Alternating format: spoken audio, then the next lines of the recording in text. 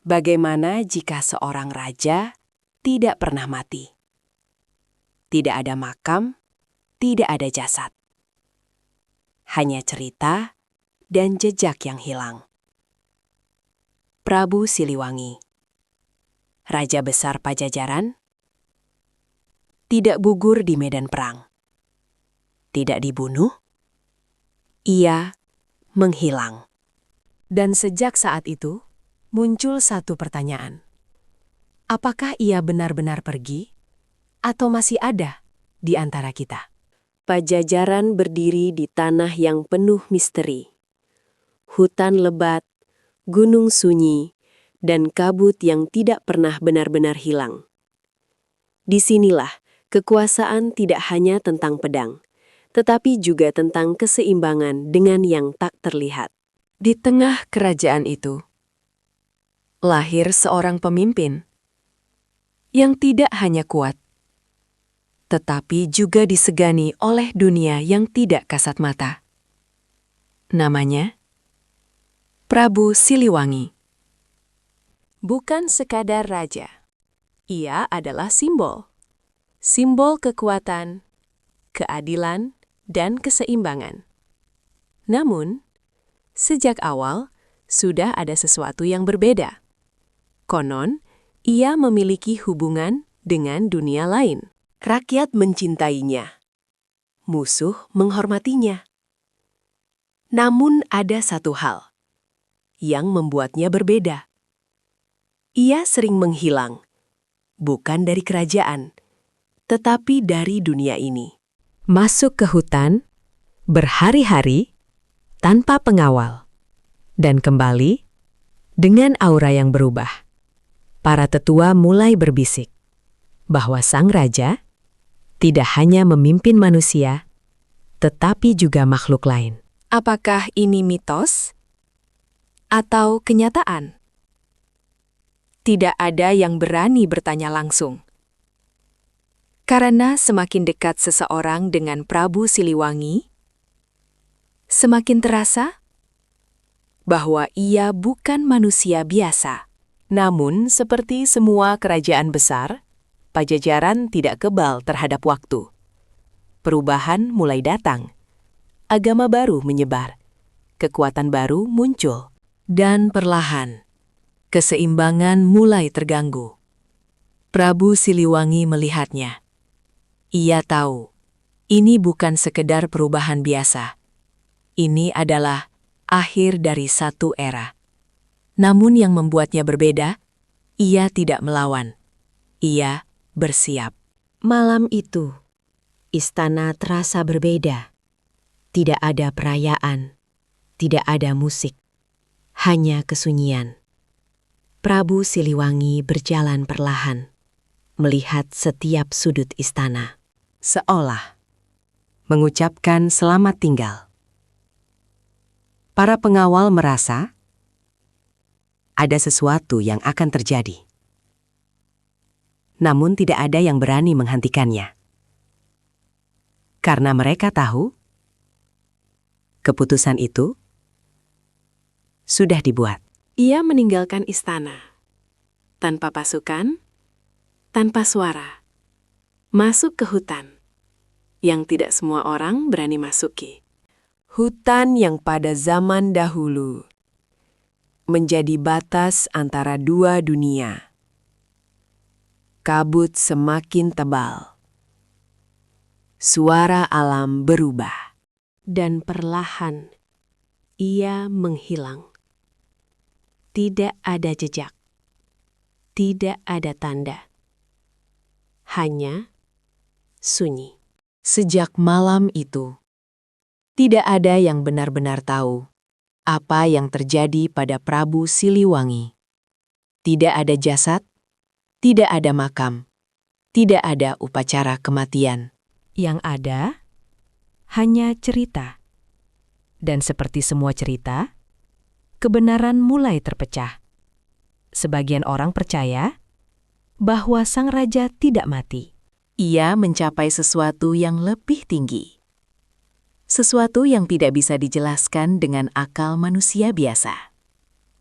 Mereka menyebutnya moksa, sebuah keadaan di mana seseorang tidak lagi terikat pada dunia fisik. Tidak mati, namun juga tidak hidup dalam cara yang kita pahami. Dalam kepercayaan lama, hanya orang-orang tertentu yang bisa mencapai itu. Mereka yang tidak hanya kuat secara fisik, tetapi juga secara spiritual. Dan Prabu Siliwangi dianggap sebagai salah satu dari mereka. Namun tidak semua orang percaya. Karena bagi sebagian lainnya, cerita itu terlalu sempurna, terlalu indah untuk menjadi kenyataan.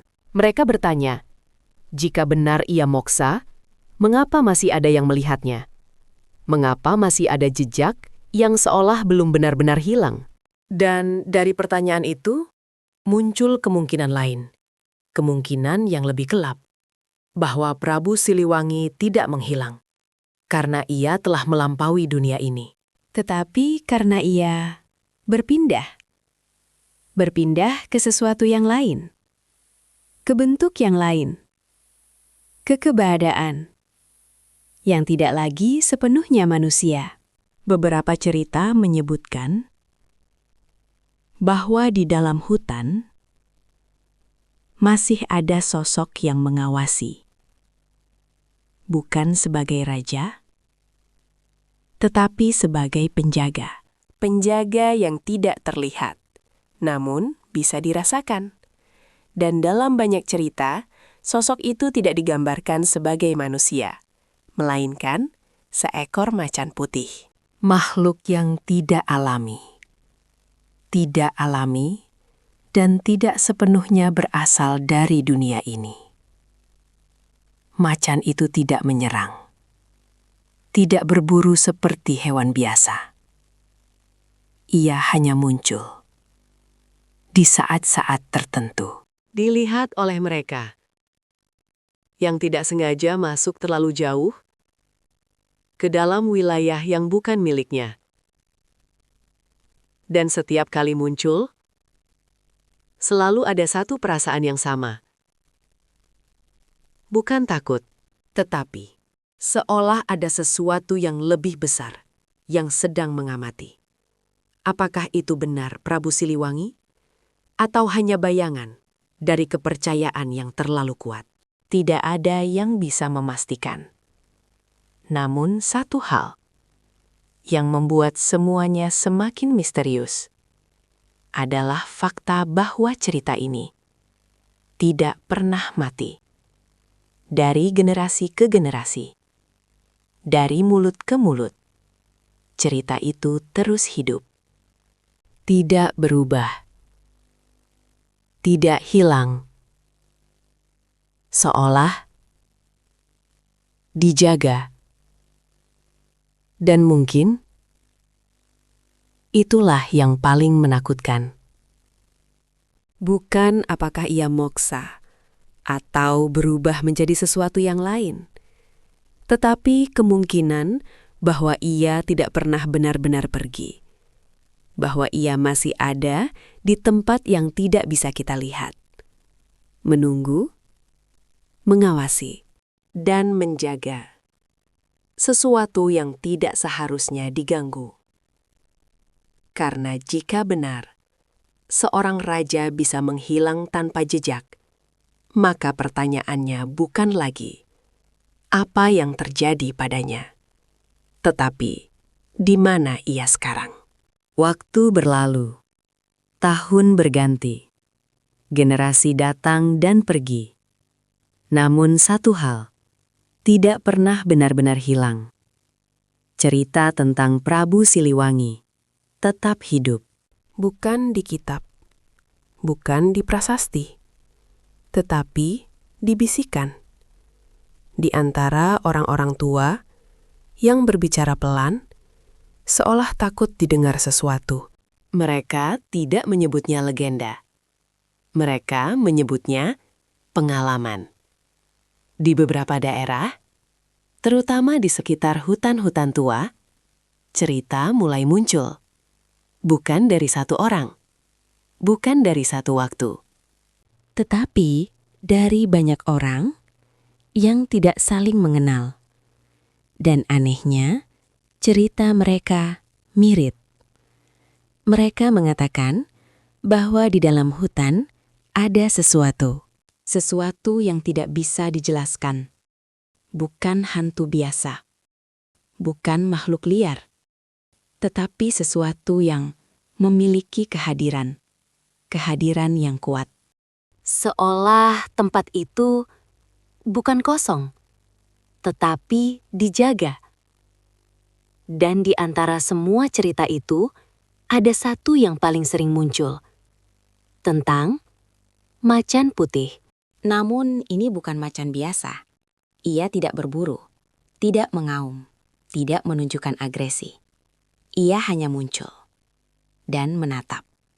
Mereka yang melihatnya selalu merasakan hal yang sama. Tubuh membeku, napas tertahan. Bukan karena takut diserang, tetapi karena merasa kecil. Seolah yang mereka lihat bukan sekedar hewan, tetapi sesuatu yang lebih tinggi, lebih tua, lebih berkuasa. Beberapa orang mengatakan, saat mereka menatap mata makhluk itu, mereka melihat sesuatu yang aneh, bukan naluri liar, tetapi kesadaran, seolah ada seseorang di dalamnya. Dan sejak saat itu, cerita mulai berubah. Macan putih itu bukan hanya makhluk, ia adalah simbol. Simbol dari sesuatu yang belum selesai. Tidak hanya di hutan. Penampakan juga terjadi di tempat lain. Di gunung, di jalur sepi. Bahkan di sekitar bekas wilayah kerajaan. Beberapa orang mengaku melihat sosok pria berpakaian seperti raja, namun tidak jelas, tidak utuh, seperti bayangan yang tidak sepenuhnya ada. Ia tidak berbicara, tidak bergerak, hanya berdiri dan menghilang. Dan setiap kali itu terjadi, selalu ada satu perasaan yang sama. Bukan takut, tetapi seperti diingatkan. Seolah keberadaannya berkata, "Aku masih di sini." Cerita-cerita ini tidak pernah benar-benar dibuktikan. Tidak ada foto yang jelas, tidak ada bukti yang bisa diuji. Namun anehnya, tidak pernah juga benar-benar hilang. Karena mereka yang mengalaminya tidak mencari perhatian. Mereka justru memilih diam. Dan mungkin itulah yang membuat cerita ini bertahan. Bukan karena dibesar-besarkan, tetapi karena disimpan. Dan dalam banyak budaya, cerita yang disimpan biasanya memiliki alasan. Apakah semua ini nyata? Atau hanya bayangan dari kepercayaan lama? Tidak ada yang bisa menjawab dengan pasti. Namun jika semua ini hanya cerita, mengapa begitu banyak orang mengalami hal yang sama? Mengapa pola itu tidak pernah berubah? Dan mengapa tempat-tempat tertentu selalu terasa berbeda? Seolah ada sesuatu yang tidak terlihat, namun benar-benar ada. Dan mungkin pertanyaan yang sebenarnya bukan lagi, apakah Prabu Siliwangi masih ada? Tetapi, apakah kita, tanpa sadar, sedang berada di wilayahnya? Pada akhirnya, sejarah selalu memberi kita jawaban, namun tidak selalu memberi kita kebenaran. Tentang Prabu Siliwangi, kita tidak menemukan makamnya, tidak menemukan jasadnya, tidak menemukan akhir yang pasti. Yang tersisa hanya jejak. Jejak dalam cerita.